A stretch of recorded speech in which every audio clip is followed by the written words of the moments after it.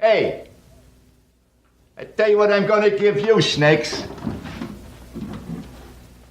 I'm gonna give you to the count of 10 to get your ugly, yellow, no-good keister off my property before I pump your guts full of... The FOMO Show. All right, Johnny, I'm sorry. I'm going. 1, 2, 10. Broadcasting from Brisbane, Australia, this is the FOMO Show. Cryptocurrency for the rest of us.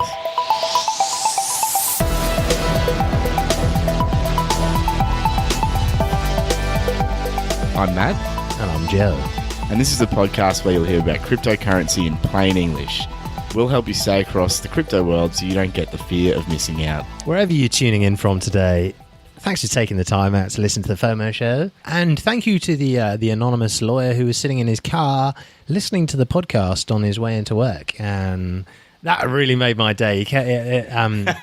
This dude, he comes up to me, he's like, dude, I was just sitting there, I was listening to your thing about Ethereum, and I was thinking, smart contracts, man, but Ethereum's great, except this whole gas price thing. And I was just like, bro, it's so cool when someone's actually listened to the podcast. Yeah. Like, wow, that's awesome. But yeah, look, if you do want to get involved, we'd love for you to jump on our Slack. Yeah. The link actually does work now. So if you've tried to join previously, you might have had a bit of issues. But the link does work now. So the link's in the show notes. And yeah, we've got some really good conversation going on there. It just gives you a place where you can come in, you can ask your questions, you can have a bit of a laugh and just have a good time. Yeah. So any questions, do get in touch. Yep. We'd love to hear from you. And today we're going to be talking about Bitcoin and Bitcoin Cash. We're going to be talking about bubbles, so why everyone's talking about them and what do they mean for the crypto world. We'll be going through a few interesting pieces of news and some cool tools. We've got a voicemail from our roving South African reporter, Jordan Cronje, and we've also got a new guest who will be calling in from the United States, where it's currently about 4 a.m. I will be taking a deep dive into Aragon in our Decentralise Your Life section. If you've never bought crypto before, why not check out our guide at fomo.show/101. It's got everything you need to know to get started, to get your first Bitcoins, how to buy them, how to store them, and how to send them. Cool, mate, but what's in the news this week? Well, there was some news coming out of Western Australia. The Australian government has awarded a grant of $8 million Australian dollars to a project in the city of Fremantle using the Powerledger platform. For those of you who aren't from Australia and aren't familiar, Fremantle is in Perth, which is Western Australia. So if you're looking at the map of Australia, it's the bottom left part. And the project is trialling the use of blockchain-powered distributed energy and water systems. So the funding for this actually comes as a part of the government's inaugural Smart Cities and Suburbs program. And what they say about it is that the trial will involve a highly resilient, low-carbon, low-cost system installed and connected using blockchain technology.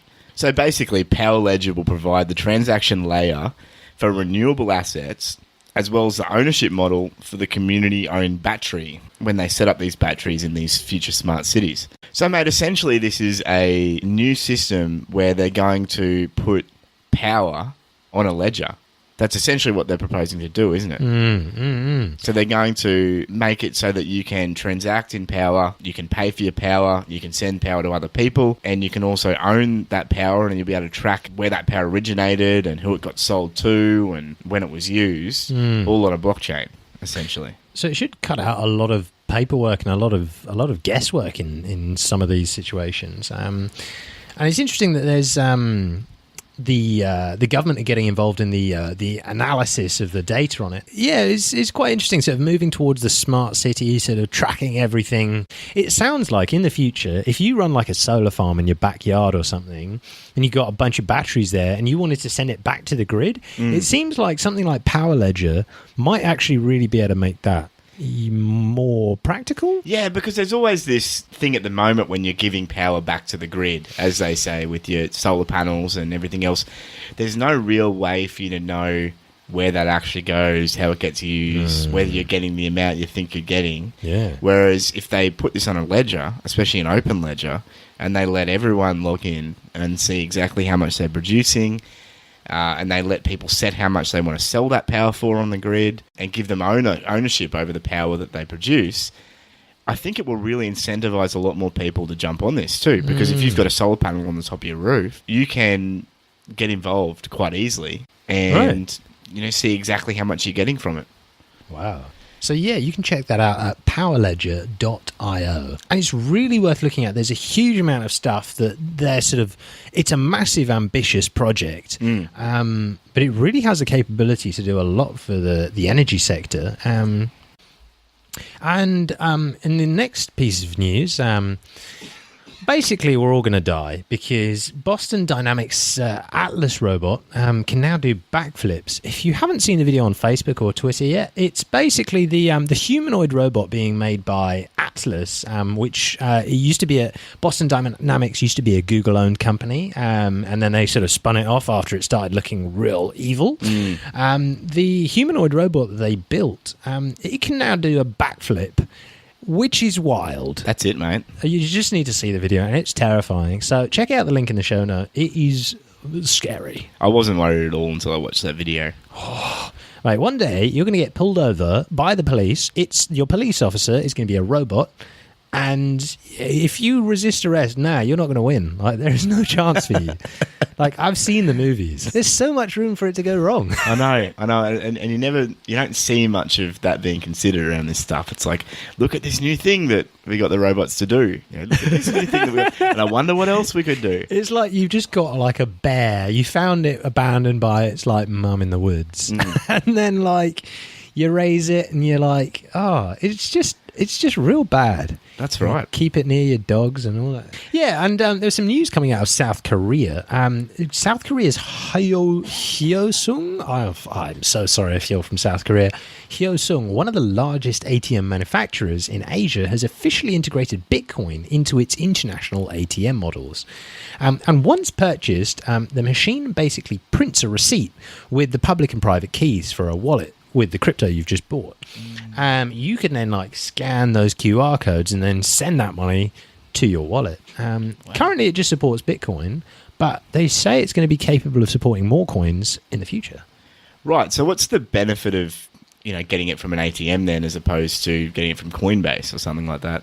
So I guess a lot of people want to get into cryptocurrency, but I mean, with smaller amounts of money, it's almost not worth the effort for some people. Yeah. I mean, some people just want to get Bitcoin, and sometimes their first view will just be they're at an ATM and it goes, you can buy Bitcoin. And you're like, oh, I might buy $20 worth of Bitcoin because I've never owned a Bitcoin. Yeah. And you could just do that at an ATM and get a receipt and then be thoroughly confused. Yeah, subscribe to the FOMO show at that point. I wonder if the price would be lower too then, because Coinbase takes like a certain percentage. I wonder if it'd actually be cheaper to get it from the ATM. That's a very good question. So yeah, for the last 3 years, in South Korea at least, people have been able to buy and sell Bitcoin through tens of thousands of ATMs in South Korea, which is pretty wild. 3 years you've been able to do this for. Do you not feel like we're just living in the past? I think so. We can't get regular ATMs. Korea's always... Yeah, that's right. But Korea's always been pretty forward-thinking too, haven't they? Yeah, that's true. With that kind of internet speed as well. That's right, mate. So the next bit of news, Coinbase has actually announced a new initiative called Coinbase Custody, and it's for institutional crypto investors. It's this new push to try and get the institutional money in as much as they possibly can. Now, it's designed for people with more than $10 million to invest. There's a $100,000 setup fee, easy, which is quite significant. But there's estimated to be about $10 billion waiting on the sidelines from institutions ready to invest right now, and they're just waiting for all the sort of the stuff to be in place. Multiple signatures for transactions and all kinds of audit trails and limits. And that's what Coinbase Custody is going to do. It's going to essentially handle all that for them, to my understanding from this news anyway. They've got a concierge service, so it's a dedicated account representative and phone support. They've got service level agreements on fund transfers. And what's the consequence of that, Joe? That just means that there's guaranteed, it's a guaranteed level of service to those investors who want things to work exactly to a certain standard. So that's really important for a lot of the big corporates out there. So this is really their push to get a regulated product to the investment sector, which is quite heavily regulated, and that's what they're used to. And it seems like from a lot of news articles we've been reading that a lot of institutions just don't want to jump in yet because that regulatory presence just isn't there. No one wants to be the test case. That's right.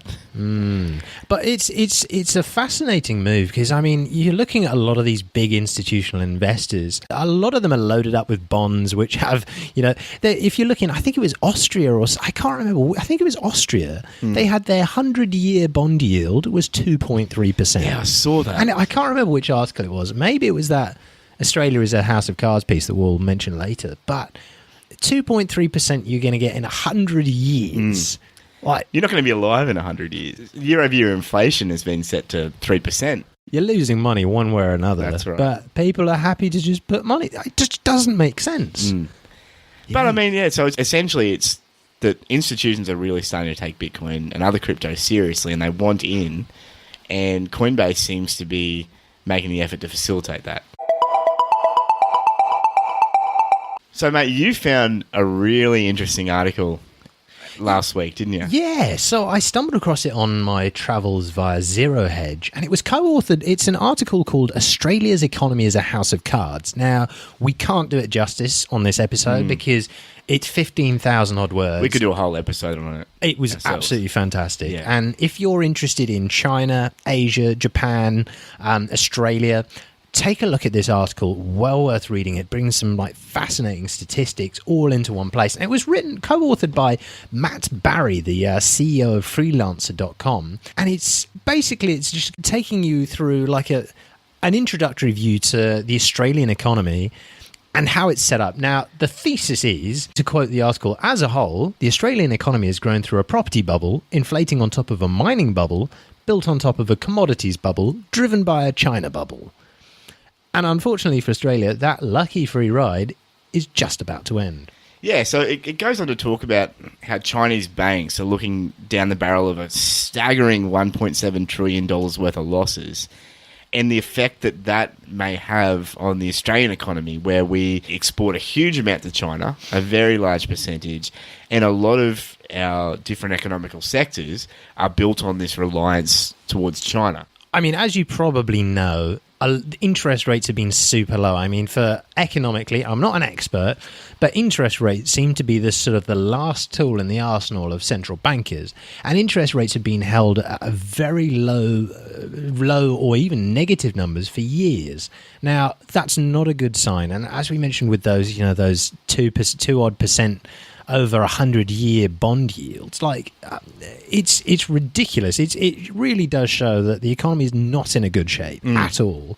And money printing has just been happening just like crazy. I mean, the Bank of Japan now owns 75% of all Japanese ETFs, like exchange-traded funds, which is crazy. It was QE was only supposed to be a temporary emergency measure. And when you say QE, you mean quantitative easing. Yeah. Just getting your printer, printing some money out. Yeah. And the central banks of the United States, Europe, Japan, and China have now collectively purchased over $19 trillion worth of assets. Right. So when everyone says that the share markets are doing really well and companies are doing really well, what's actually been happening is the government's been purchasing a lot of this stuff to try and put forward the impression that everything's okay. Yeah. It's business as usual. Yeah, I'm just going to skip over some of the other points with it. Basically, it's not looking good for Australia at all. And it brings some fantastic stats about how long this property bubble's been going on for. But if you're in Australia, worth checking this out. Really worth taking a look. For a long time, I've been looking for an article that sums up all these feelings I've had about the state of things in Australia, and I've always been saying to people, just be cautious, things won't always be this good, but I've never really been able to put that into words and back it up with data. This guy has gone through, it's probably more than a 60-minute read. I think Medium estimates it at over 60 minutes. Wow. So it's a huge read. But there are every couple of paragraphs, there's a new graph. There's a new infographic. There's something else. He's researched this so well. And by the end, you're just like, you're looking at the scope of this and you're saying, wow, like we've really been sold the dream and everything might not be as good as we actually thought it was. And that's important for us here in Australia, but it's also going to have a flow-on effect for the rest of the world. And that's what they're saying. They're saying, look, it's the worst here in Australia. Australia's probably the most overextended, especially looking at household debt and the lending against that household debt. One of the biggest things he looks at is the equity. The way that in Australia, people borrow money for new homes against the equity in their current homes. And that is totally wild because we've both come across some great examples of this, but you can basically, for those who don't live in such a crazy economy, if you buy a house for $200,000 and then suddenly the bank decides it's worth $400,000 a year later, they say, okay, we'll give you a loan for your next house based on the unrealized gains that you've made on your property. Which is all well and good. And it's all well and good while things are going up. But if things come back down and you lose that equity, and you see it here in Australia, there's a train driver that we looked at recently who earns a $60,000 a year salary or something similar. And he's got $2 million worth of property and they're all just mortgaged against each other. Yeah. And apparently at the moment that gives a $2,000 a week a positive cash flow. But that's all well and good. But if anything changes with the variable interest rates, that everything can just disappear there. And it's just normal for most people. It's just normal. All we've ever known is growth in property prices. And so that's all that people think will ever happen. It's a bit odd. But yeah, check out that article. It's called Australia is a House of Cards. Yeah, it's definitely worth looking at. I mean, we're obviously just two pessimistic blokes, but he puts it really well and it at least makes you question some of the things we've been told. So you came across a cool tool this week, Bitinfochart? Yeah, mate. So it's called Bitinfochart. I came across it when I was doing a bit of research for one of our other segments coming up in the show. It lets you take a look at a whole bunch of really interesting stats that I don't find on a lot of other sites. Like we've looked at On-Chain FX before, we've looked at a few others. But a few of the unique ones that Bitinfocharts let you look at, for example, is what are the cryptos with no active addresses in the last 24 hours? Or it lets you look at the blockchain size and the block time of different cryptos. It also lets you even look at the last GitHub activity made. And now GitHub is where most of these projects host all their code. So it lets you see how well projects are being updated and how much activity there are, and is there a lot of open source development on this stuff. The one I really found useful, though, was the average transaction cost. Okay, so Bitinfocharts lets you see, on average, how much does a transaction cost on any one of these blockchains. And it's not just the average transaction cost, but it lets you actually chart the costs over the last month. So you can see when the transaction cost went way up on average and then when it came back down. So it was really interesting looking at Bitcoin and Bitcoin Cash, and we'll go into that later, because it's actually tracked the cost of the transactions and it shows you around about where they're at now. No, do you know what? I found it was really useful just to be able to see all of the... It's not all of the cryptocurrency, but it's all of the top ones, and you can compare them head to head, which is really useful because ultimately when we're looking at what's going to be the future... being able to compare, the block time. So how long is it going to be until your transaction is going to be confirmed? Things like that, that is a real sort of key point when it comes to looking at crypto. So really interesting stats from there. And block time and volume of transactions, which was kind of cool. Cool. So check it out. You can find it at bitinfocharts.com and we'll put the link in the show notes. Yeah, just as a side point there, we're going to start putting all of the tools that we've talked about in our past episodes onto our website. We're going to have a little section up there in the future where we'll have all the tools that we've come across, whether it's CoinGecko, On-Chain FX. I can see Matt's just trying to struggle to fill out the show notes here with the links. But we're going to put all of those on our site with a little rating and what we found useful about it. So you can look forward to that. Cool. We haven't been able to get on to Jordan Cronje, the roving FOMO show reporter this week, but he did leave us a voice message a few days ago. We're going to play it for you now.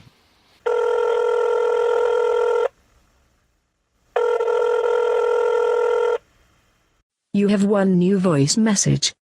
Message received yesterday, the 27th of November 2017. Hello? Oh, wait, this is your answering machine. Oh, Well, I just wanted to give you and your listeners a quick update. I know they've all probably been losing sleep over my apparent demise, but I'm actually okay. I've almost made it to Saudi Arabia. I'm still on the ship, but fortunately I escaped the pirates. Seems like they've got their own problems with Mugabe's retirement, eh? And they let me off at the port of in the Horn of Africa. But after some quick talking and some promises I probably can't fulfill, I bought passage to Syria and then Iraq through to Saudi. It looked like it was a shortcut, but I tell you, it definitely wasn't, mate. Southeastern Syria is not a place you want to be when you're asking for petrol. I mean, especially when you're running away from some very angry freedom fighters, eh? But anyway, I've been in touch with His Majesty Mohammed bin Salman, and you'd probably be aware he's recently come into a bit of large, donations from other members of the royal family. Well, I figured that I can do some reporting from the hotel where his guests are staying, and also maybe propose he turn some of that money into crypto. I'm hearing very good things about Veritasium. I plan on telling him to invest it all, so it's definitely not a scam. I mean, that's been confirmed by now, right? Anyway, also, I read in the news that Saudi Aramco, the Saudi national oil company, it's about to have an IPO at like $2 trillion. Now, I'm going to propose to the Crown Prince that they actually turn this IPO into an ICO. Anyways, I've got to go. I've got to barter for a new steering wheel with the locals there, riding me very hard, mate. But when I show them what they could earn with Ethereum ICO, I think they could probably give me a new car, eh? That's what's in. Yeah, so each episode we're looking at a project that takes a centralized concept and makes it more decentralized. Now, when we say decentralized, we mean something that isn't just controlled by one company, but it's a bit more open source and accessible for everyone. Now, what are these typically, Joe? Typically, it's on a blockchain, it's free from censorship, gives governance to the users, isn't subject to any individual laws, and it's peer-to-peer. Yeah, so we're looking at Aragon, which is essentially a digital jurisdiction. Now, Aragon was an ICO that was run earlier this year, and their goal was essentially to be a token-governed digital jurisdiction. And they want to create an ecosystem where organisations, entrepreneurs, and investors can transact without bugs or malicious parties on the blockchain. So it's now in alpha, and it's aimed at decentralized organizations. I think they wrote on the website, unstoppable organizations, which has got a claim to make. I reckon. So what is a decentralized organization? So a decentralized organization in this space is characterized by the initials DAO, which means Decentralized Autonomous Organization. Now, what makes it different is that it's essentially a group of people coming together and wanting a more flexible arrangement. So a decentralized organization will normally tokenize employment, and they'll normally say, we'll give you membership in the company with a certain amount of tokens if you become an employee. So they incentivize everyone to participate. They normally spread the decision-making out over more of the organizational workforce as well. Because everyone's has tokens, those tokens normally entitle them to voting rights. And the idea is to essentially increase the buy-in that people feel. So you're not just an employee, but you feel like you're actually involved in this organization on a bigger way. Wow. So that idea is still evolving. But what Aragon does is it essentially proposes two principal services for a decentralized autonomous organization. And that is a decentralized court system and a contract upgrade mechanism. So what are the features of Aragon Core? Yes, Aragon Core is essentially what they're calling their main part in the network. And Aragon Core is a program that interfaces with the Aragon network. And it allows you to have customizable bylaws, for example, for organizations. So you can essentially set what an organization is going to be able to do, who can perform certain actions, what needs to be voted on and what's going to happen automatically. You can set the limits for people reaching consensus over something. And you can also then enforce all this stuff automatically with smart contracts. And that's where the big difference is. The idea of a decentralized organization is that you can automate a lot of this stuff, that normally has to take a lot of double handling and people, pushing paper around. They want to be able to automate as much of this as possible so people can actually get on with running the organisation as opposed to administering it. This is awesome because, I mean, from my perspective, it seems like if you wanted to run a company in the future at some point, it seems like this would be the sort of thing you'd want. Because I mean, a lot of people, entrepreneurs out there who want to run companies, they want companies where their employees are rewarded according to the work that they're doing. So I mean, you get a profit share, depending on how many ideas you contribute or this or that. And it seems like with something like Aragon, you could actually program that set of rules in so that so even your cleaner could earn just as much as the CEO just by contributing, and it would all just work through a system like that. Yeah, so let's take a practical example. So let's say you wanted to, most companies now have what's called KPIs. So they've got certain targets that you need to meet with your budget, and then you normally get, some companies offer rewards over the top of that, but some companies it's very much you meet your KPIs or you exceed them, and the employees don't really see much more for that.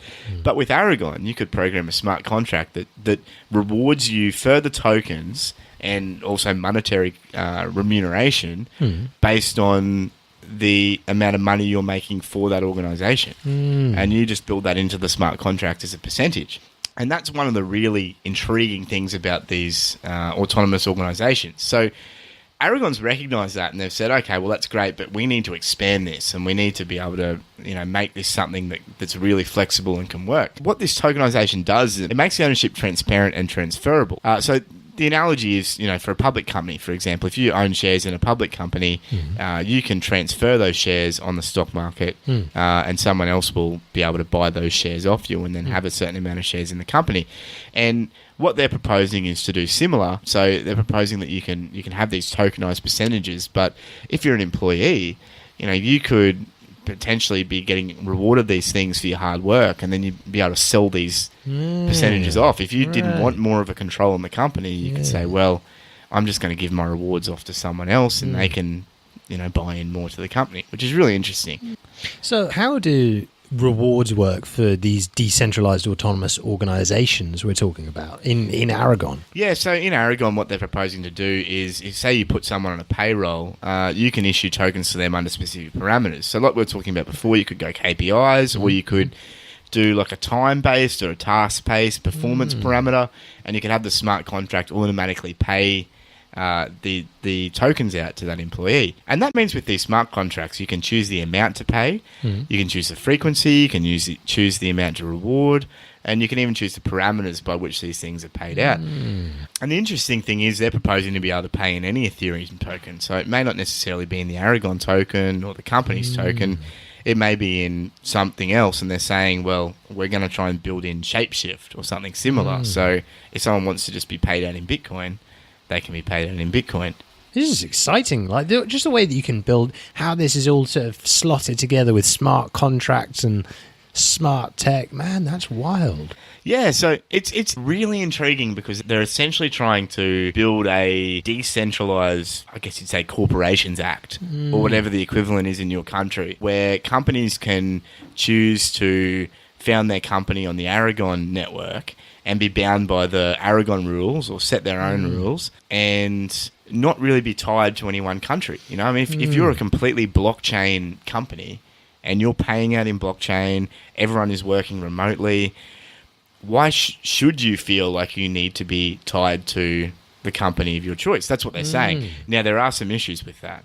And I think one of the big challenges they've got is that even though this idea of a decentralized organization is really good, the question is, how is a country going to react to that? If all the founders are in America, how is the US government going to react to having all the founders in America, but having an organization on the blockchain not paying any taxes? So that's going to be a big issue. That's something I see in the future that's going to be quite difficult. And that does lead into their proposal for this court system. So how does that court system you mentioned earlier sort of slot into this? Yeah, Aragon's proposal is that, if there's a dispute, which there inevitably will be with most of these things, you can actually request that your case be arbitrated by the Aragon network. And this is an opt-in system, so they're not saying that you technically have to be a part of it, but it will mean that there's a few remedies that are available. So, for example, in an allegation of theft, you may be able to apply to have the person who's allegedly stolen the funds freeze their account. Now, the way they propose to do this is by these judges. Now, a judge, by their explanation, is someone that can post a bond to be a judge. So a certain amount of money to say, I want to put my hat in the ring to be a judge. When the arbitration begins, so when both parties come together and they try and reach an outcome on this thing, there'll be 5 judges chosen randomly by the network. Now, these judges are going to look at the Aragon network rules and any other encrypted material that's been sent in by the parties, and they're going to post what's called a secret. Now, a secret is just essentially their decision, but that decision is hashed and sent to the court, so it's not readable by anything but the algorithm. At the finish, after all those 5 judges have put in their decisions, they'll be revealed, and the right answer, which where it's at right now I think means the majority, they're going to be rewarded reputation, and the other judges who didn't get the right answer are going to be penalised quite heavily. Now, if you don't like their decision, you can appeal to what's called the prediction marketplace, which is like a deep thinking AI that's going to grow over time and be able to analyse these cases. And if you don't like their decision, then you can appeal to the Supreme Court, which is essentially going to be the top 9 judges. So all 5 judges, so they make their decision, and is that in some kind of I'm guessing that's in some kind of a code or some kind of language that's understandable by the network and works with the rules that this decentralized autonomous organization itself has custom created. That's a really big task that they've got on their hands there. Blimey. It's a really interesting concept. I mean, just looking at it, as I'm a lawyer in another life, I saw a few problems that are going to need to be fixed. The first one is that they've proposed this concept of a right answer. And has anyone who's even watched legal TV shows? Judge Judy, big fan. Big fan. The truth is very fluid, and what's right for one person isn't necessarily right for another person. Now, the issue I see with this majority decision thing is you could have a bunch of bad judges that get elected, because they're elected randomly, and they could make the wrong decision, and only one person might make the right decision. So you're going to get this majority decision, but let's say, a bunch of 12-year-old kids, and no offense to any of our 12-year-old listeners out there, but you're great people, good on you, who are not educated in this kind of stuff, they could get these things and make decisions, and they could all come to the same decision, but it could be the completely wrong decision. I've seen 12 Angry Men. That could happen. And look, if they then keep doing this and keep getting validated by each other, or the other people out there that are posting these bonds, making these decisions, they could feasibly become the top 9 judges of the Supreme Court. It's like kangaroo court, basically. I've just got some real concerns about the decision-making process, and I'd like to see how they're going to vet these judges and whether there's any kind of requirements for these people to judge things. So how does this sort of work with traditional laws in countries where a DAO is operating? I'm not real sure, because the issue is with a decentralized organization, essentially it's everywhere. It's on the internet.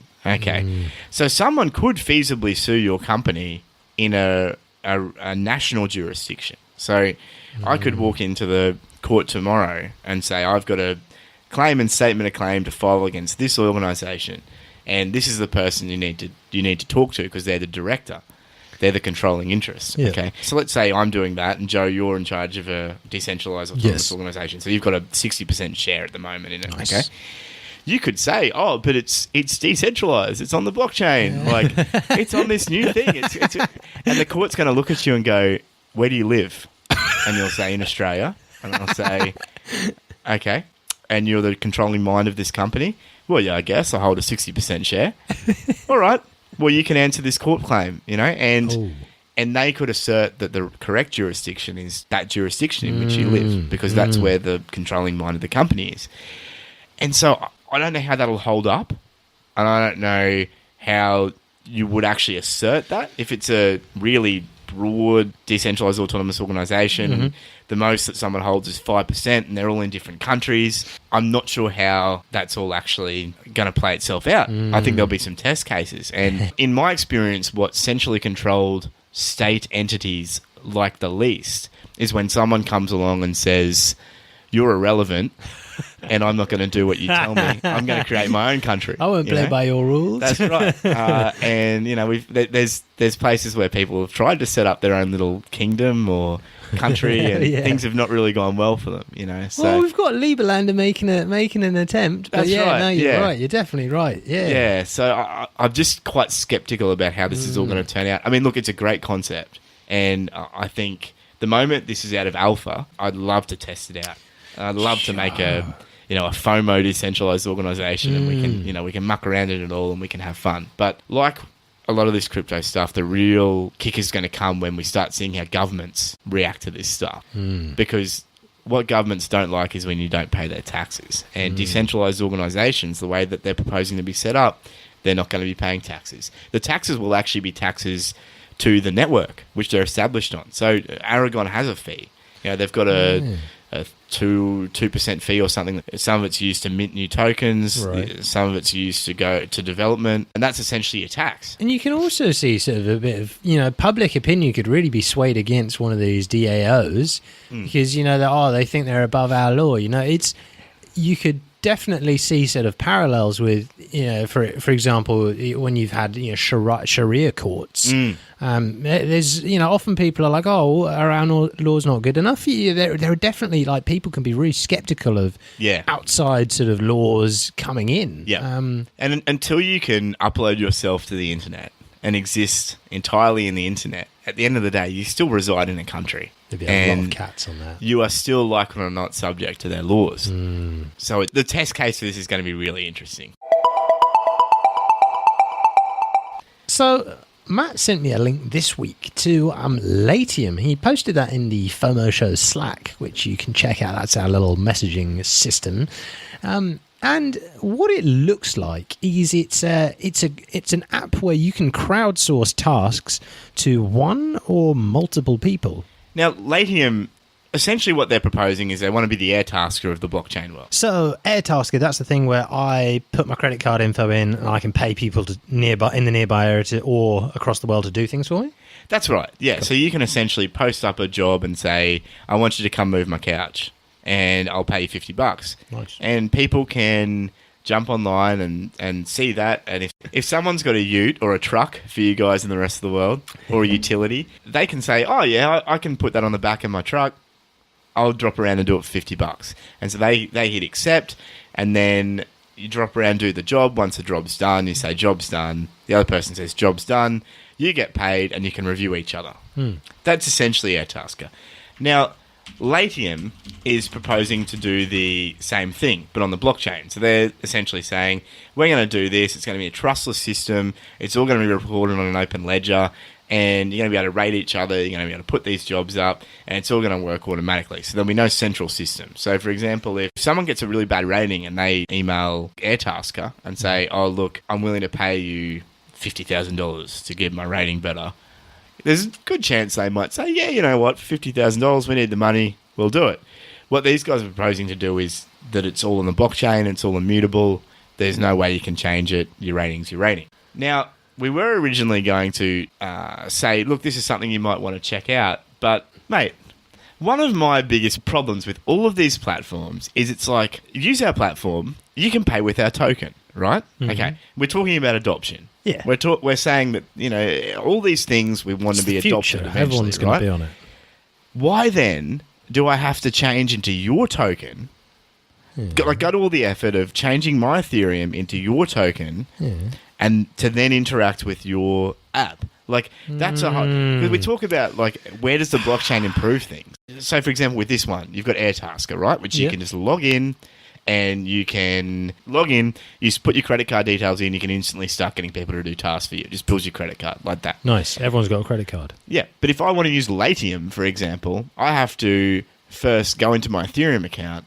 And first buy some Ethereum. I have to first buy some Ethereum, right? And then I have to send my Ethereum to the Latium, exchange it into Latium. So go on an exchange it, or use Shapeshift, exchange it into their token. Then I have to either hook that address in, so hook that wallet address in, or send it to the Latium wallet, and then finally I'll be able to start paying for things in Latium. Now that's taken me 20 minutes. I'm definitely seeing it's not It's not making it easier, faster, or better. That's taken me 20 minutes, and I can achieve the same thing without it's on the blockchain.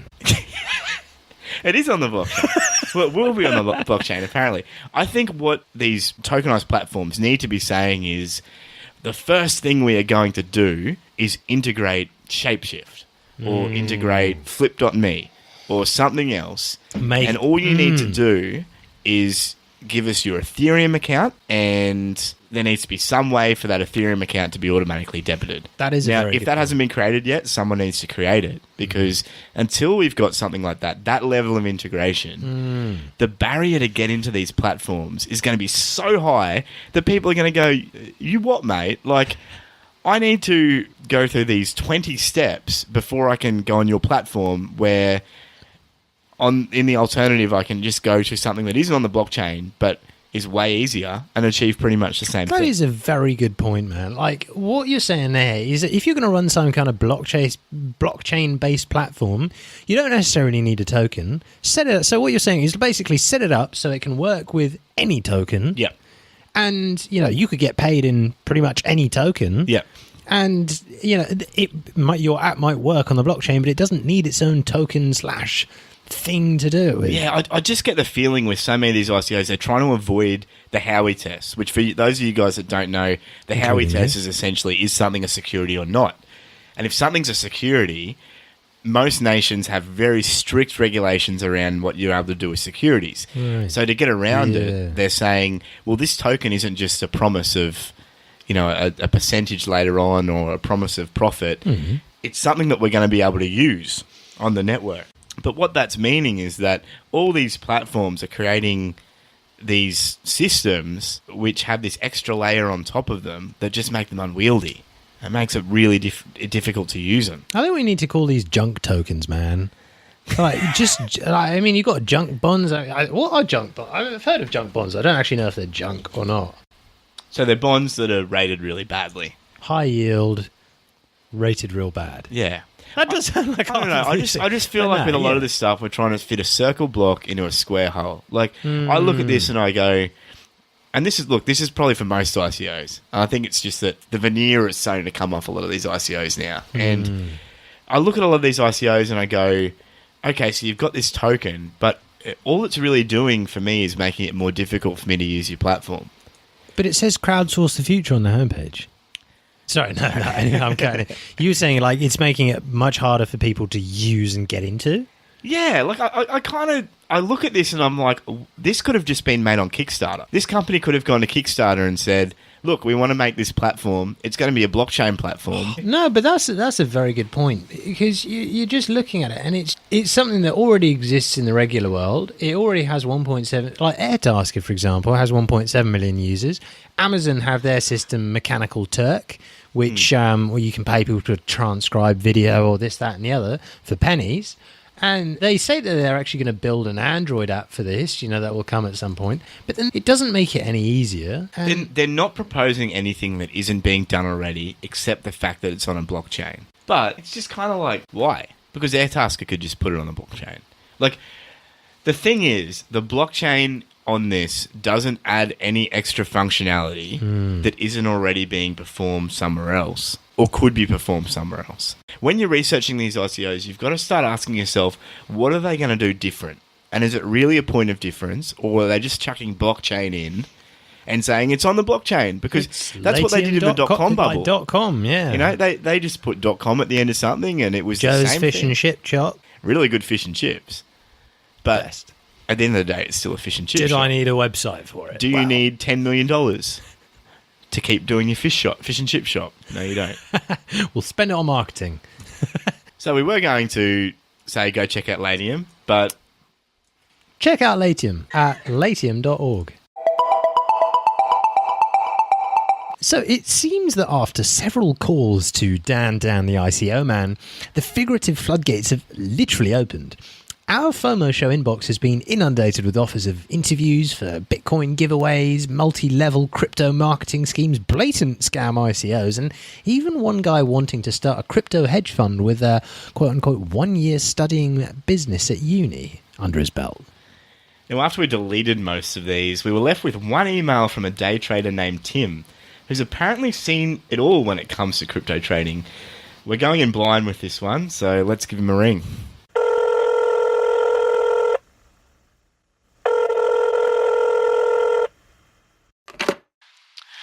Hello? Hi, Tim. Wow, hot damn, is that those FOMO guys? Yeah, that's right, Tim. It's Joe from the FOMO show. Well, butter my biscuit and dress me in a tutu. This is a mighty fine pleasure. Thanks, Tim. It's great to have you on the show. So, you're going to share some trading tips with us? That's right, Joe. I reckon I got a thing or two to tell your listeners. All right. Well, let's just start out small, Tim. What's the number one thing everyone should do if they're considering day trading? Well, hang on a sec, Joe. Marjorie, can you put old Bessie out in the other paddock? She ain't got no more fresh grass where she is now. Well, dang it, lady, I got 264 buy orders and damn near as many sell orders. I'm running on the ragged edge here. So crypto tower's gonna come tumbling down if I step away. Now here's real currency. It's the currency of the future. Sorry, Joe, you were saying? What are your beginner trading tips, Tim? Well, you gotta do your due diligence first, Joe. Just don't go throwing all your money at the first ICO that you find. Do your research. Y'all would have heard of Google, use it. See what the other folks are saying about it. If it looks good, buy a little. Don't spend your mom's inheritance, man. Just spend a little. That's actually very good advice, Tim. Do your research, start small. Any other tips for our listeners today? Well, best way I started was by dollar cost averaging. And what's dollar cost averaging for our listeners? Joe, it's where you take a certain amount per week and you invest it. Don't spend any more or less than that. Just say, I'm going to put 4 nickels in the Bittrex every week and do it.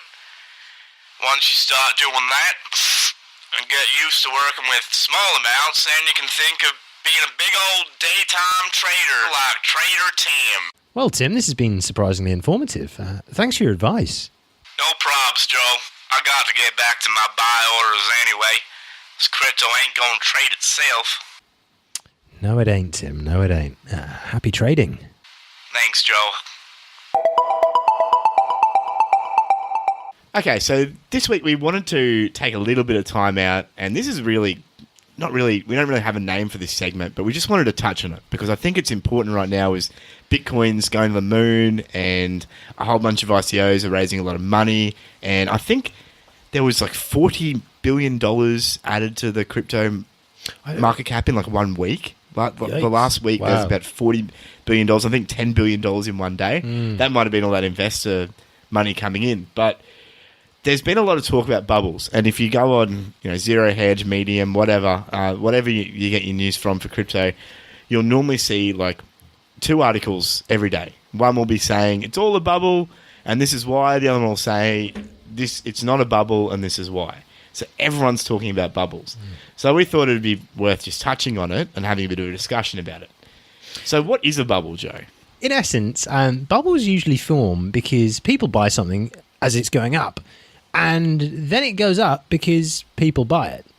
Now, it's usually driven by speculation, and it usually results in overvaluing, and eventually something happens to create a domino effect. Yeah, so we saw this with the global financial crisis in 2008. If you've watched the movie The Big Short, it shows you the way that this domino effect worked. Yeah, 100%, because you just had like the whole market was just looking, saying, this is great, great times, and there's just one bloke in the whole planet who was like, hold on. So with all of these, like, it was the junk mortgages that were being sold and sort of all lumped together with people with like low credit ratings who'd just been given loans. And then there's just one investor out of all of the investors who are buying these billions and billions of dollars worth of these like nonsense mortgages. Mortgage-backed securities, sorry. And there's this one bloke who's just like, hold on, let's have a look at who is buying these and who are these? Who actually owns these things? What are we buying? But yeah, there's this whole talk about Bitcoin being in a bubble because there's so much volatility. There's a lot of people are saying it's going to crash. It's going to crash. A lot of people are going, it's going up. It's going up. Why could it crash? There's such a limited supply and so much demand. And you've got all of these sides who are talking. However, the price is just rocketing up. Now, that's where we want to talk about bubbles, because eventually there's going to be a point where there may be a downwards correction, or there may be some bad news in one country, like America, for example. They say, "Oh, we're outlawing Bitcoin," or if they do something like that, that can create some real panic, and people are going to run for the doors. This was touched on in an article that we read recently, which we'll put the link in the show notes, and it was called "How and Why the Crypto Bubble Will Burst," and it was by a bloke named Denny K on Medium. And it said, for someone who has lived through the dot-com bubble, the madness currently unfolding in the crypto space is just plain breathtaking. It is quite awe-inspiring to see people make the exact same mistakes they made 17 years ago. Of course, today's investors are likely different people who, for the most part, have not lived through the dot-com bubble. So he draws some parallels to the IPOs from the dot-com boom, the ICOs of today. And, you're saying everyone was taking part, institutions, high net worth investors, and your local retail guy who worked at Walmart or drove a cab. As a matter of fact, cab drivers handed out tips of the next hot IPO to their riders. Most IPOs only needed a business idea that was vaguely related to the internet to achieve success. And so then he talks about the similarities in the ICO world. So he says, it appears everyone has taken part in an ICO or a pre-sale of some random token that promises to use the blockchain to deliver your local groceries, or some other ridiculous idea that could potentially benefit for a decentralized application, but certainly doesn't need a token to work. Some of these ICOs, especially in early 2017, have indeed 10 times the money of the people who invested, which fueled the boom. And he basically says, look, at the moment, anything that has blockchain in it soars. And it's true. The new valuation paradigms that are being thought up. And yeah, that's where they're saying, oh, you can't measure it like you can measure anything else. You have to look at this differently to anything else. Yep. That's exactly what they said in the dot-com bubble. So he's saying at least in the dot-com bubble, at least people were receiving actual equity for their hard-earned cash. But the people who are investing in ICOs aren't receiving any rights in return. And then he says, if you look at coinmarketcap.com, the go-to site for market caps, you'll notice that they'll only count the circulating supply, which is generally the amount of coins not held by team members of the firms that are selling them. Yeah, so essentially what he's talking about there is when you buy into an ICO, you'll normally see this graph. It'll be this nice graph, and it'll be like, the ICO buyers get 60%, and then there's 20% set aside for the team, and that has a cliff. It matures after 6 months or a year or something, which is apparently meant to incentivize them to build work the actual hard product, because that's something that you must have to doubt. and that kind of shows you where we're at, doesn't it? And then there's like 10% set aside for a foundation and 10% set aside for something else. So for most of these ICOs, it's only really about 50%, 60% of the overall tokens out in the wild at the moment, and that's what CoinMarketCap currently values them on. But the truth is, once these other tokens mature, then you've got almost double again. And so your current valuation, really, in your head, you should probably be halving it, because there's going to be twice as much supply soon. Obviously, that's assuming that these tokens are going to be traded on the open market by the team, but it's worth thinking about that there's a lot more supply there locked up and locked away at the moment that will be hitting the market soon. And Denny K actually draws attention to a tool that we mentioned back in episode 4 and 6. It's called On-Chain FX. And by default, it shows you what the total market cap is, assuming all of the coins are in existence. And I think it's like a 2050 implied market cap. So yeah, mate, he talked about the government's coming into this, and we've touched on this at certain points before, but essentially the thrust of this bubble article was that once regulation comes into the space, it's really going to have a big effect. And one of the big reasons he said this was because, for example, if someone attaches a prison sentence to trading securities, which a lot of these ICOs are, whether they like it or not, no one's going to want to be involved. And there's knock-on effects for that, so it's not just these ICOs, although this is the focus of this article is this ICO bubble. The crypto space isn't immune from, it's not segregated into ICO blockchain project and utility tokens. Everything's kind of intermingled. And I was reading somewhere else, I was talking about like the fact that because it's such a new market and because it's so much it's built on speculation, when there's fear and when there's uncertainty and there's doubt, that's amplified so much more in this market as opposed to a lot of other markets.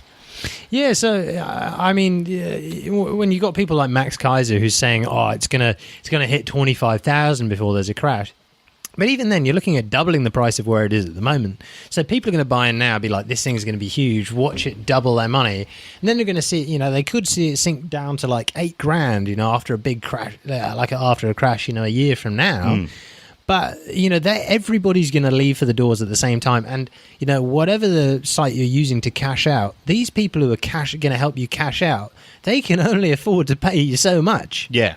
I mean, there's only so much liquidity until the point where, if everyone's panicking, that could go really bad really fast. Yeah, and look, like this parabolic rise we're seeing at the moment, all the money coming in, there's some really good underlying tech, just like there was with the dot-com bubble.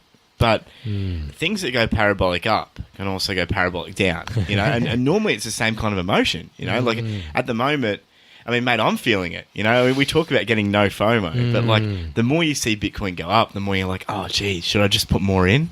Yeah. Like it's going up. Should I just put more in? Because I'm going to make money on it. It seems like every week it's now going up by $1,000, It seems to be going up faster and faster. And that seems to be what's driving a lot of this. A lot of it just seems to be speculation. It's like, you'll have people ask, oh, how can I get into Bitcoin? And if you ask them why, they won't say, oh, it's a really good technology and I believe in it.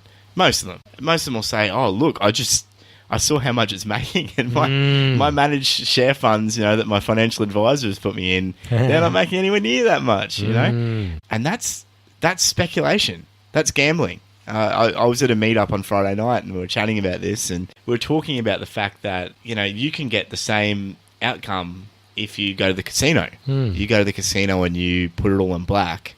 You're saying, I'm speculating that this is going to hit black and there's a 50% chance that it is. At the moment, a lot of people are seeing Bitcoin going up and they're saying, well, I'm just going to speculate that it's going to keep going up. And that's dangerous. And that it's a similar thing with these ICOs. And look, we're not saying that the bubble's going to burst tomorrow. And we're not saying that necessarily we are in that stage of a bubble. I saw a tweet by Max Kaiser today where he said, to him, it feels more like this is a Netscape moment, which Netscape was the first real browser on the internet that made browsing the internet actually accessible for most people. And it wasn't until 3 years later that the so-called bubble burst. It was a significant amount of time. And it was actually that Netscape moment that made so many people realise the potential of the technology. Right, yeah. So Denny Kaye sums up his article in saying that. He goes, look, all these ICOs could lose 90+% of their value, just like during the dot-com bubble.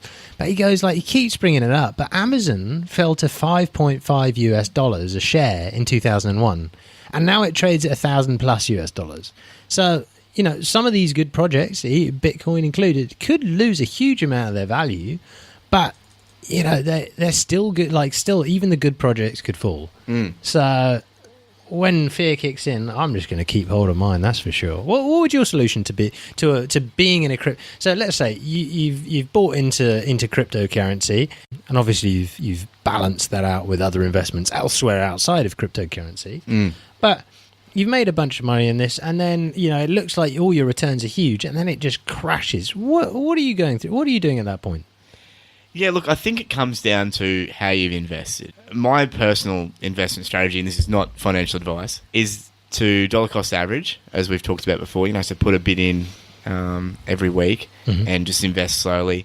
And I try to make it a habit now to take profits when I get them. So normally that's just pulling it back over into Bitcoin, which is what I've been doing. But I'm actually going to try and start making it a habit to pull some of that out back into fiat as well, just to diversify and make sure I'm not putting all my eggs in one basket. And what I mean by taking profits is that if you invest in something and it's a good project, you've done your research, you think it's something that more people over time will want to put their money into, and you're right, and it does go up, you need to set yourself a point where you say, okay, at this point, I'm going to at least cash out my investment. So it's crazy to even think it in the crypto world, but normally, you want to do that around about when you've doubled. That's what I normally set my target at. Now, if it's a really low market cap coin, sometimes I set my target a lot higher because there's a lot more potential there if people find out about it for it to grow very quickly. But if it's something that's got quite a bigger market cap, like say IOTA, IOTA when I invested in it was 30 Aussie cents, and now it's well over $1, And Damn, son. I took my initial investment back out. So my amount of IOTA I've got left now is just essentially the profit amount. So whatever happens to it, I'm not that worried about it because I've already taken the profit out of that. Yeah. So already taken the initial investment back out. Yeah. So I saw another interesting sort of strategy along those lines of sort of portfolio balancing, where let's say you've just got $1,000 and you split that 5 ways into 5 different coins, so each is 20% of your total portfolio. Check back in every couple months or every month or two. And then if one of those things has suddenly become 30%, that's when you cash out that little bit, bring it back to 20. That's an interesting idea that I saw. I haven't tried that myself. I just throw money into stuff and just watch it, really. But I don't know how I'm going to respond. People have had good success with that. Yeah, I have heard that they've had good success with that. Look, I mean, obviously we're not saying that there's going to be a bubble. I think the reason we bring this up is just because there's so much excitement around. It's just worth thinking about this stuff. And it's worth going, how much of this is just built on speculation? And that should affect your investment strategy. I think it's keeping it in mind, because the people that are really going to be really upset, if it is a bubble and the bubble does burst, are going to be the people that have invested everything into this and have just thought that it's going to keep going up and up and up and up and up. But if you're investing with the view that things might turn south tomorrow, that changes the way you behave, but it also changes that emotional attachment as well.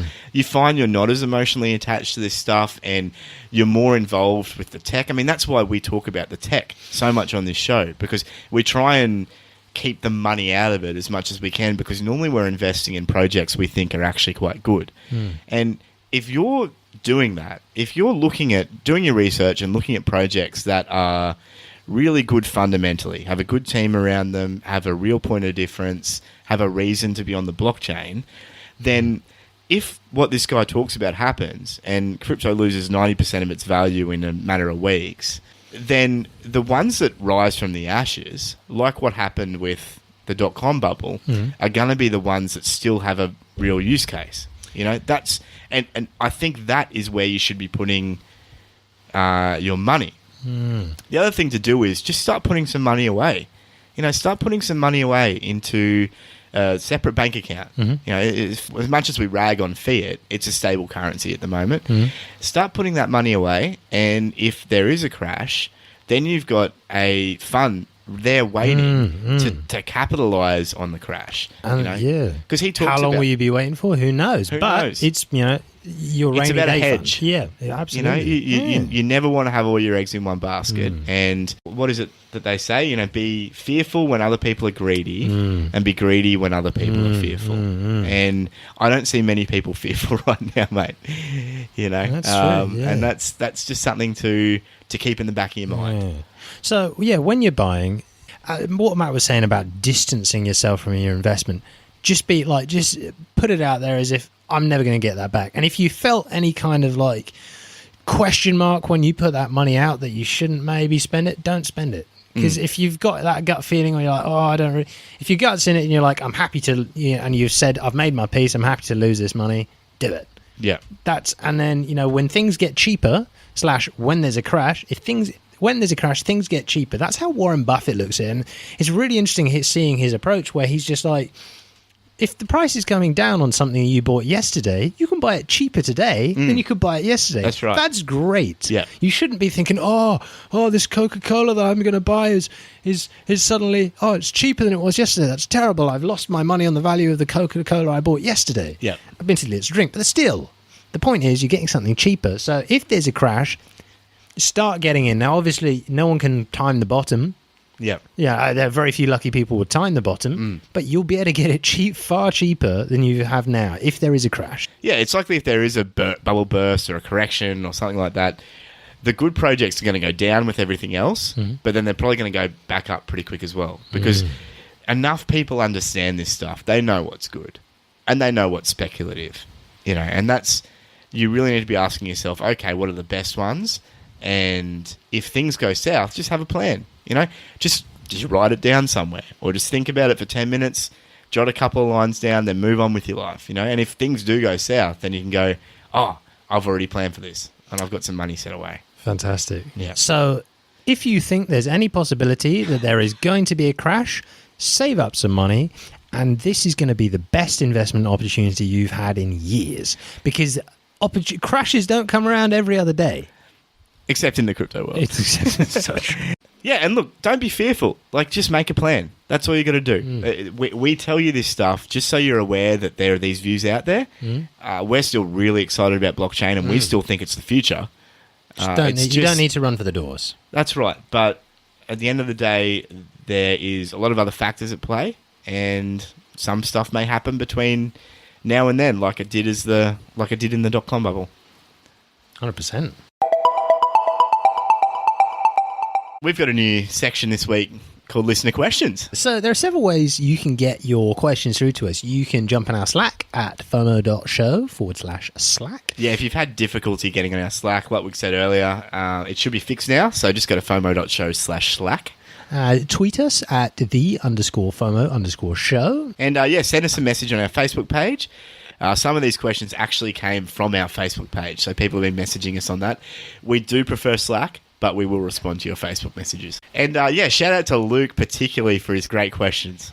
So the question from Luke, thank you for submitting it, is do you continue to convert your regular money into cryptocurrency that you're investing in, or are you at the point where you're actually moving your cryptocurrency between all of your existing investments? And are there benefits to converting in any manner?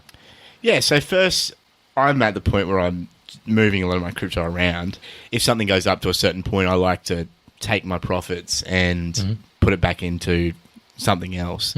But I'm also dollar cost averaging. So I'm also feeding in new fiat currency every couple of weeks to keep improving my position and making that position larger. Right. So I guess I'm doing both. I guess that'd be the answer to that one. How about you, mate? I just keep putting money in because I'm trying to get as little in regular money as I can, and the less I have in regular money, the better. Cool. Oh, the second question was, are there any specific trading practices that you adhere to? I think there are some general things that I've heard from you over time. I've heard you say before that don't buy on green days. Don't buy when the market's going up.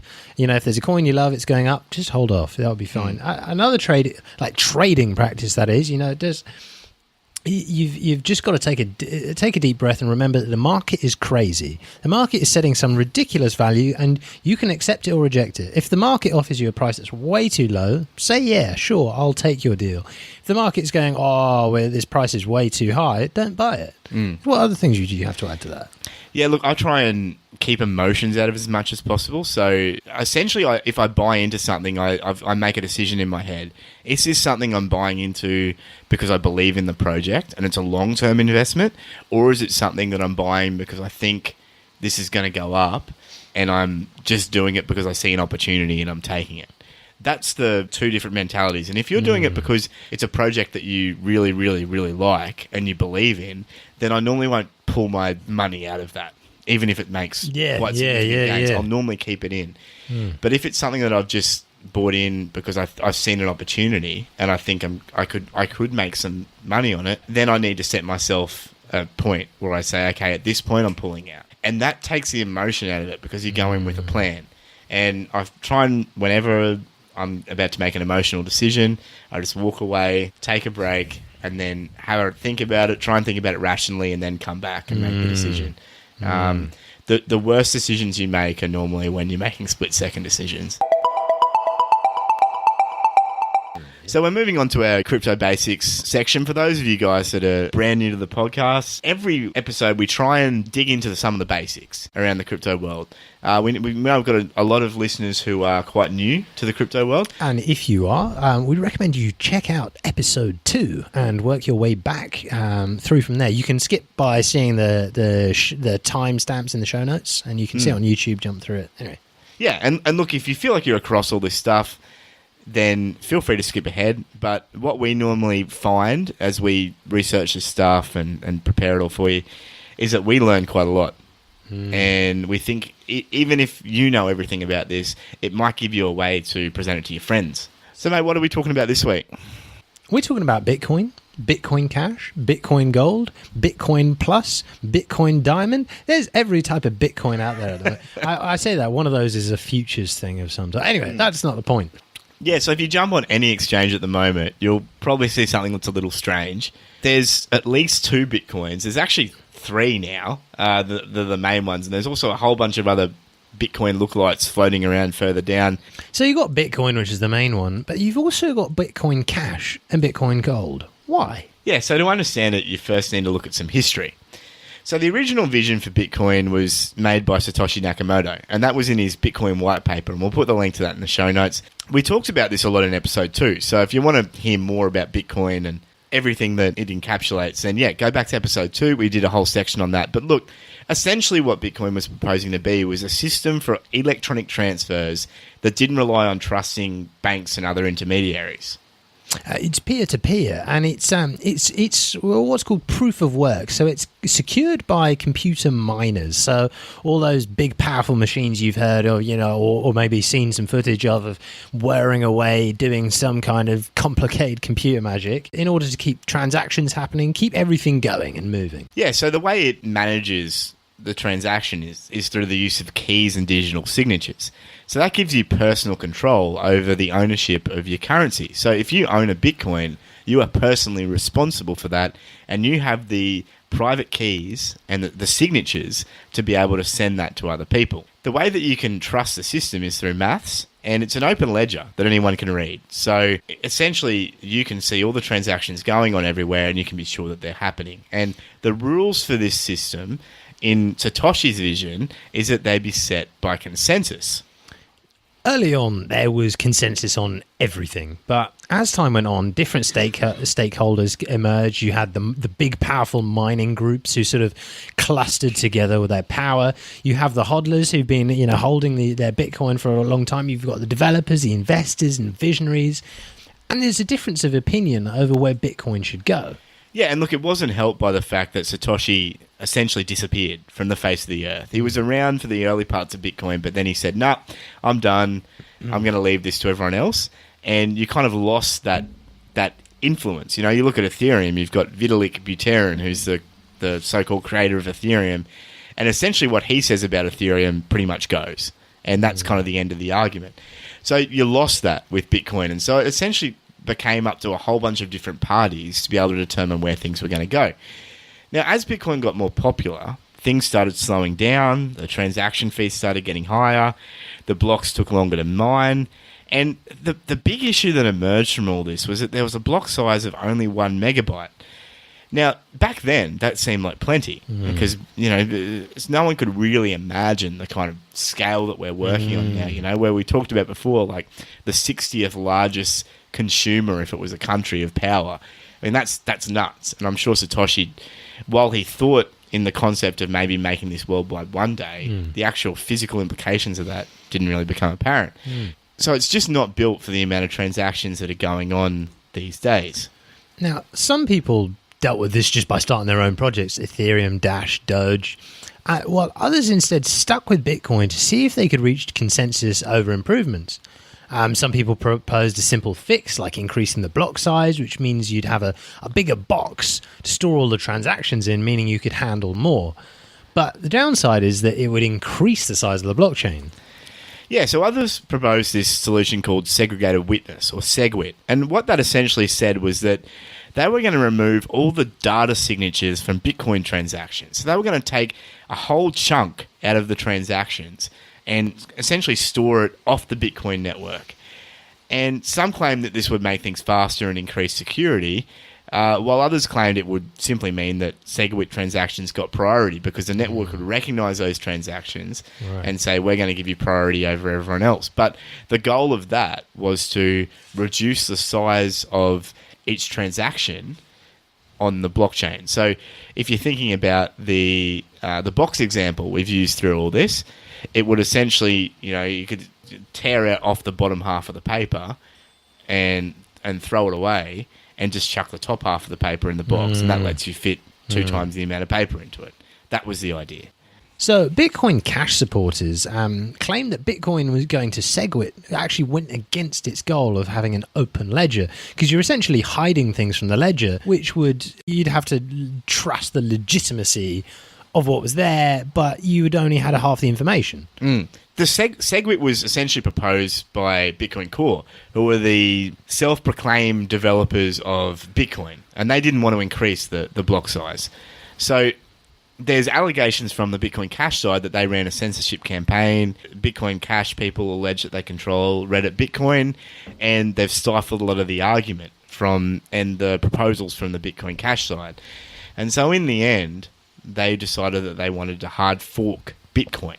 So what is a hard fork? Yeah, so a hard fork is essentially taking software, copying it, and changing something fundamental about it. So you can think of it like a company split. Though both companies that result will use essentially the same systems, because that's how they've been doing things, but a few of the fundamentals are going to change. A soft fork in the alternative is like a major patch. So it's more like an improvement or a fix, but it doesn't really change anything fundamental. This is where it gets a little bit confusing. A hard fork can still be within the same organization if everyone is agreeing on a fundamental change. So in blockchain terms, if you look at Steemit, for example, which we talked about last week, they've had, I think, 32 or 33 different hard forks within a year. Wow. But they've all been agreed upon. It just means that they can't go back. So that the hard fork that they have, they can't go back to the previous version of the blockchain and say, we want to go back there because they've fundamentally changed something. And I think with Steemit, it's like a hard fork for them would be like implementing a new post type or enabling videos or so, something like that. Yeah. Something quite simple, but they have to fundamentally change the code. Yeah. And Bitcoin Cash was a hard fork of Bitcoin, and it was aimed at increasing the block size. So everyone who had Bitcoin also got Bitcoin Cash in August.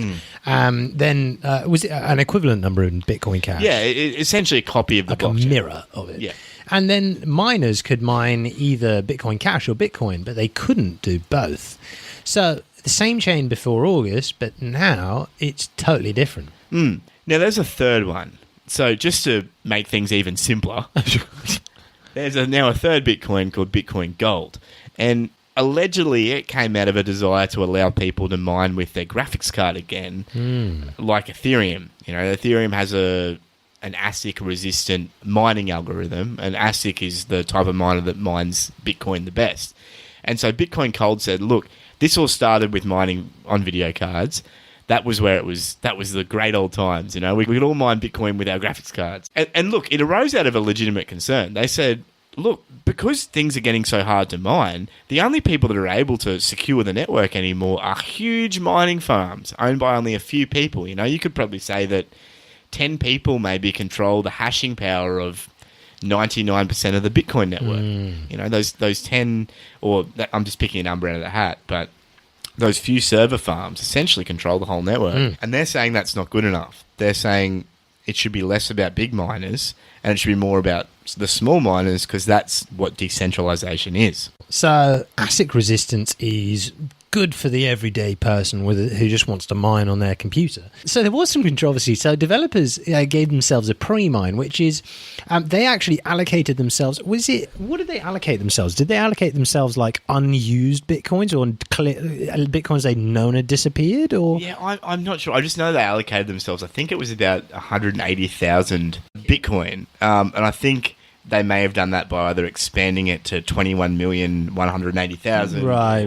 If they just gave everyone a little bit less, than they would have otherwise got. I'm not sure, but It was ostensibly as development funds, so it was ostensibly to pay for their development. But look, it's still relatively unknown, so we won't deal with Bitcoin Gold much now. The main battle, if you will, at the moment is between Bitcoin Cash and Bitcoin Core.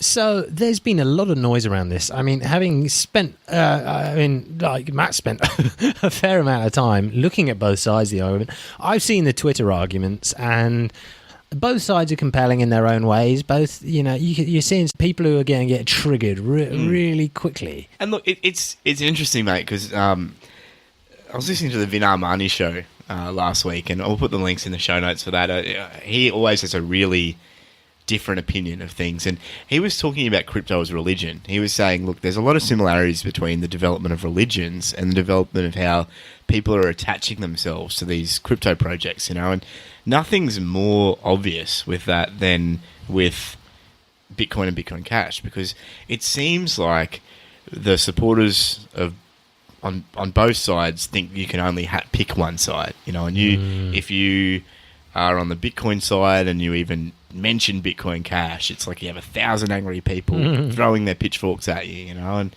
with Bitcoin Cash, if you even talk about how much money Bitcoin's making or something, it's the same kind of deal.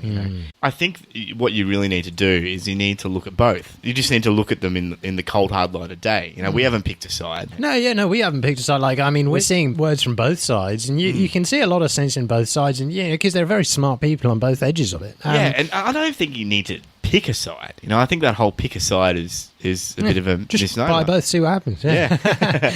So what are the Bitcoin faithful saying? Yeah, so the Bitcoin faithful are saying the goal of the Bitcoin network was not fast, cheap transaction. They're essentially saying that the vision that Satoshi had never mentioned fast, cheap transactions, which is correct, at least if you look at the white paper. It doesn't really mention fast, cheap transactions explicitly. They're saying that also that the Lightning Network is on its way. The Lightning Network is essentially a way to settle a whole bunch of transactions off the main chain of Bitcoin, which, if it works, will mean that the amount of data that needs to be written onto blocks will be significantly smaller. Right, so it reduces a lot of the strain. Okay. Yeah, and look, Bitcoin is also the most developed crypto. That's what they're saying. So they're saying that more people are developing open source code for Bitcoin than any other. And it's really interesting. I hadn't actually thought of it this way, but I heard someone discuss this on a podcast, and they were advocating for Bitcoin. They said it's arguably the most decentralized too. At least its development is, because it's open source. There's so many developers working on things separately for Bitcoin that there's no one party that actually has complete control over it. Now, what he didn't touch on was consensus, which is what the Bitcoin Cash people have a big issue with, not being able to get anything through consensus. And I think that's the key there, that if you're a developer, you still have to have consensus to write your code to the Bitcoin blockchain before it can get through, which, SegWit took 2 years from conception to actually get to the blockchain. It took 2 years. It's a very long time in the crypto world. Yeah, getting consensus seems to take a long time. They also say that Bitcoin has the highest amount of hash power, so which they allege makes it more secure. And they also say it has the largest value, so it's the best for all the holders out there, which I don't think anyone can deny. Yeah, so that's Bitcoin. But what are the Bitcoin Cash converts saying, mate? So they're saying that the true vision of Satoshi's Bitcoin, as you were saying with the whole consensus thing, that was such a big problem. And they're saying that they've actually got the vision, and they couldn't do it through Bitcoin Core. So the only option they had was to fork and sort the situation out. Now, they're also saying that the block size is actually the easiest way to scale while keeping true to a single blockchain. While the Lightning Network that's coming in with Bitcoin happens off-chain, they didn't think it was a wise idea. They said Bitcoin Cash has got faster transactions, it's much cheaper, and faster transactions. They're saying there are too many hodlers in Bitcoin, too many people who aren't actually spending, and they're just holding it. And they're saying that this cash version can actually be used for, buying a coffee, for example, because it's got lower transaction fees, it's more profitable, and it's better to develop for because you can do microtransactions. Arguably, it's still relatively expensive.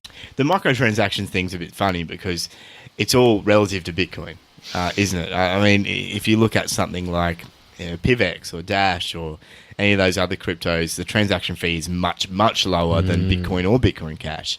But in the perspective of Bitcoin, they're saying that they are relatively cheap, which is true. Which, if you want to do a microtransaction on the Bitcoin blockchain and you had to choose between the two, it would be a lot cheaper for you to build in microtransactions on Bitcoin Cash rather than Bitcoin Core. I did see some of that on Twitter, because you've got some people saying, "Oh, well, what does it matter that Bitcoin's transaction fee is $5-10?"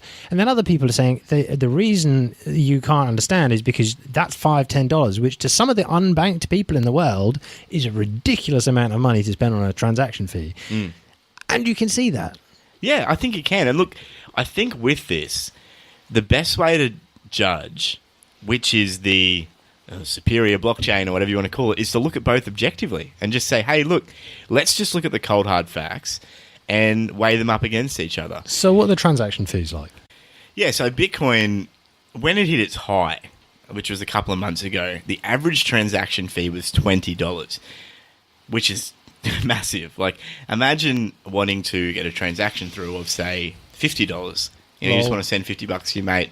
$20 of that would be taken as a transaction fee to the network. So right now, the average transaction fee for Bitcoin is around about $5. So that means that on average, anyone who is trying to get a transaction through on the network is having to pay somewhere around $5 to push their transaction somewhere else. Now, that could be significantly lower if you're manually setting your transaction amount, and it also could be significantly higher depending on what kind of priority you want. But that's the average. So it's averaging around about $5 US.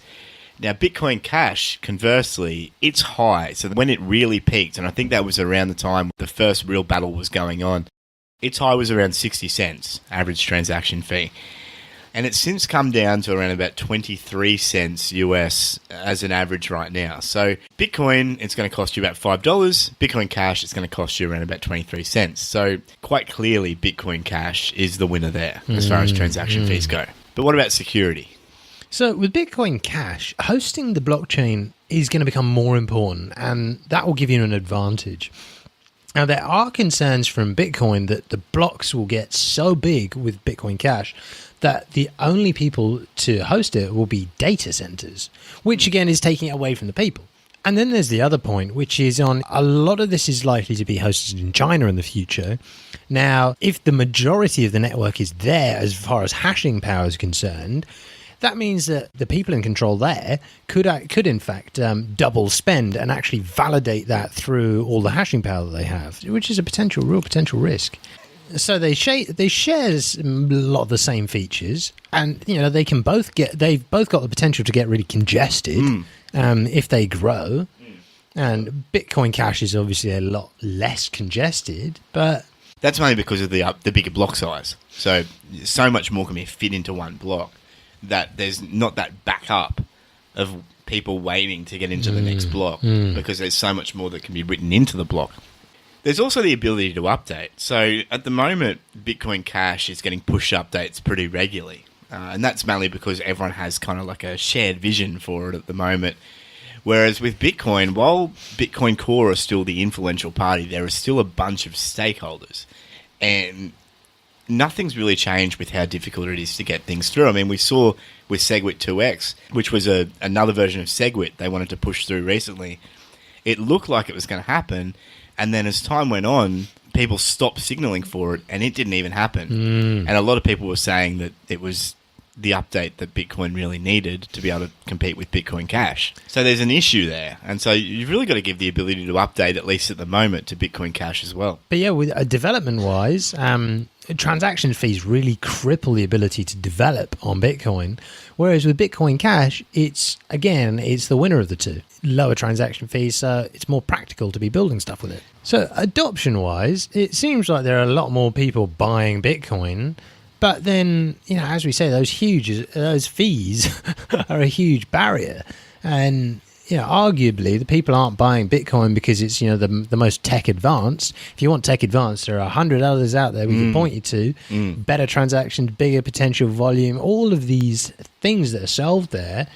But they're not buying it for tech, but speculation and I guess the brand value that's attached to it. Yeah, I guess it's really what you class as adoption, isn't it? Like if you class adoption just people buying into the system, then I guess Bitcoin is the better chain, simply because there's more people buying into it and there's more excitement around it. But if you class adoption as going from a store of value to a real use of blockchain technology and people using it every day, I mean, look, the biggest thing is the proverbial buying a coffee. We always talk about, that seems to be the measure that people measure adoption against. So, like, can you buy a coffee with it? And it's confused me a bit seeing we accept Bitcoin in cafes and coffee stores because, mate, you try and buy a coffee with that, you're going to wait probably half an hour for the transaction to validate, and you're going to pay $4 to $5 in transaction fees. By then, your coffee's cold and you're upset, and you could have kicked bought off two the coffees. Wi-Fi. Exactly. That's right. Yeah. So it just depends on what you class as adoption. So I think someone who supports Bitcoin will probably say, look, yeah, we've got the most adoption because most people are buying it, but the people that support Bitcoin Cash are going to say, well, you can buy a coffee with Bitcoin Cash. You can't buy it with Bitcoin Core. So for mining profitability as well, I mean, it seems pretty close. Is it Bitcash at the moment? Bitcoin Cash, sorry, at the moment? Yeah, looking at Bitinfochart, it seems like Bitcoin Cash is just edging out Bitcoin Core at the moment, but that may have changed. I know that Bitcoin rose a fair bit today, so it may be Bitcoin, but apparently they're kind of neck and neck. At the end of the day, it seems like a lot of this chat comes down to the original vision of Satoshi. Everyone talks about, well, what did Satoshi originally want? And it's funny as humans, we seem to just want to gravitate towards this like figure. We want to have a figurehead that just tells us what to do. And I think this whole blockchain revolution is really bringing to the fore just how scary and how different decentralization is going to be for humanity. Because essentially, you don't have anyone you can point to say, make a decision for me. You've got to all come together and make a decision. And look, even if you want to look at the original vision of Bitcoin, I mean, Satoshi proposed a distributed ledger where trust wasn't an issue. He didn't really make a mention of how high fees should be or block size. So essentially, we're just left to fill in the blanks anyway, even if we look at his original vision. But so does the original vision really matter anyway? I mean, obviously, Satoshi was a visionary, but does the original vision matter anymore? Yeah, I don't think it really does, to be honest. I think with the blockchain space, what you've got to look at is what kind of utility can I get from this? So what kind of function does this thing perform? And you've got to measure it against its functionality, because that's essentially where the value is derived from, isn't it? Because this is open source, I think at the end of the day, the better system should probably win out. And I think that's arguably the system that works best for the most amount of users. The difficulty is, of course, what works best is a completely subjective view, and everyone will have a different opinion on what works best. But I don't think that there's really sides to be had here. I think it's just looking at these things and going, well, which of them works best? Which of them stands up better? Yeah, because that's what your granddad would ask. You go and speak to him, you're like, oh, you got this and that. You could pick one side, he'd just be like, which is cheaper, which is, this, that, and the other. Yeah. And look, at the end of the day, you've also got to ask yourself, what do I want to get out of it? Because if you want to get out a whole bunch of speculative value, if you want to ride the wave up, Bitcoin's your best bet at the moment, because it's going parabolic, and it's also the biggest. So you've got, arguably, some people would say you've got less risk because you're investing in something bigger. But if you want to look at what you think is probably going to be adopted long term and what's going to have some real utility in a future society, I think out of the two, it's probably Bitcoin Cash, at least at the moment. Now, that may change down the track. This Lightning Network, no one really knows what it is or how it's going to work. And I mean, Bitcoin took 2 years to implement SegWit, so there's no telling whether it will actually even be implemented anytime soon. But I think if you're looking at utility, the one that's faster and cheaper, I mean, that's... Yeah, it should win out at the end of the day. It should win out at the end of the day. It's like sort of HD DVD versus Blu-ray. I mean, it's literally... I'm pretty sure you posted this image into our Slack group the other day. It was fantastic. There was a table and people sitting at it and people were like, oh, transaction fee should be this or transaction fee should be that. And then there's some bloke sitting at the other end of the table who's like, why can't transactions just be free? And everyone just looks at them just like, What is wrong with you? And then You the next scene's him sailing out the window as they throw him out. But it's a very good point. I mean, you're looking at Bitcoin Cash, all this like bots and bot armies and big, powerful people who are, having loud Twitter arguments and using big words and insulting each other's mothers and all this, that, and the other. But at the same time, I can find, 10 different currencies out there that beat all of the problems that both of these things have. Yeah. And I just don't get why it has to be between Bitcoin Cash. I feel like it's just the last 2 weeks has this suddenly become a conversation. Yeah. No one Yeah. cared about it. There were no bots flooding comment sections with stuff. It was literally just came out of nowhere. I figure there are probably some just very wealthy people who want to make a few bucks. Yeah. And they're pushing it at the moment to try and, just keep your attention for the time being and make a buck out of it. Yeah, look, at the end of the day, it comes down to fundamentals. You just need to look at what you want to achieve, what your personal goals are, and, you can look into the future as well and say, what do you think is going to offer the most utility or be of the most value in the long term? And that's what you got to make your decisions on. Now, that could be Bitcoin, that could be Bitcoin Cash, that could be Bitcoin Gold, or it could be 100 of the other cryptocurrencies out there. I mean, we talk about them a fair bit, and I can pay 20 cents transacting with Bitcoin Cash, Yep.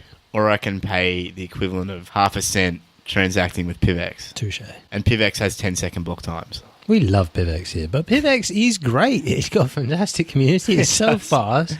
It's not wasting all this computing power trying to mine stuff, but that's not part of the conversation. And they just get on with it too. That's what I like about their project. Yeah. Like they're not out there throwing shade at other coins or arguing about what's better and what's not better. They're just like, hey, look, this is what we're doing. We think it's cool. Yeah. If you like it, join in. The Dash guys are the same, which PivX came from originally. They do a similar thing. They're just out there and they're like, look, we're quick and we're cheap and there's not much of it.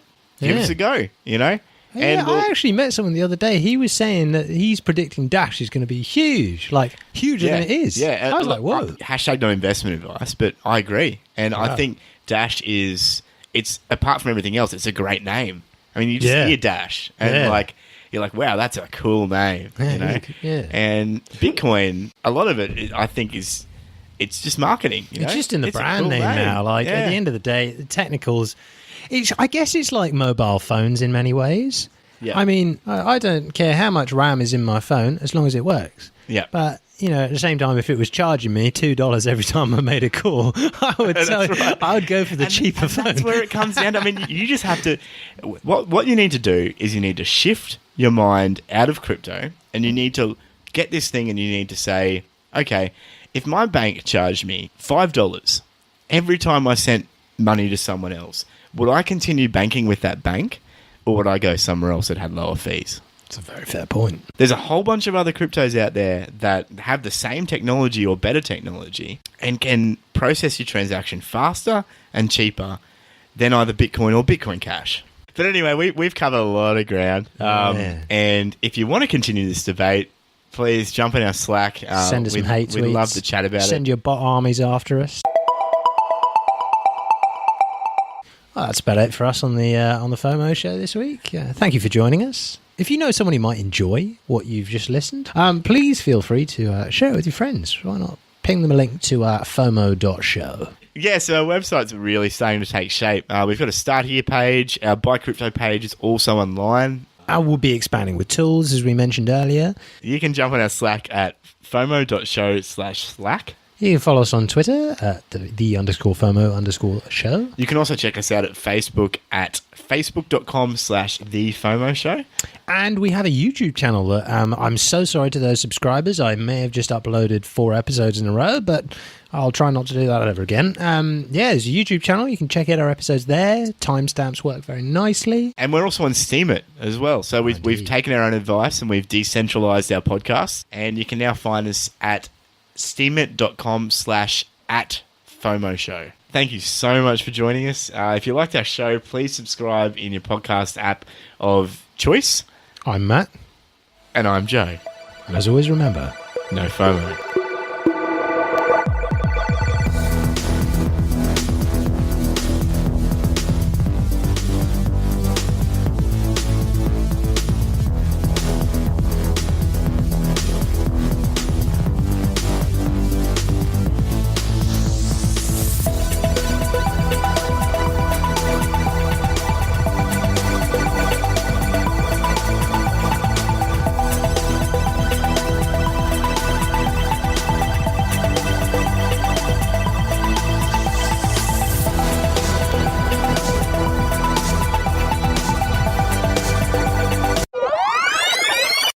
blockchain. Isn't life just one big blockchain?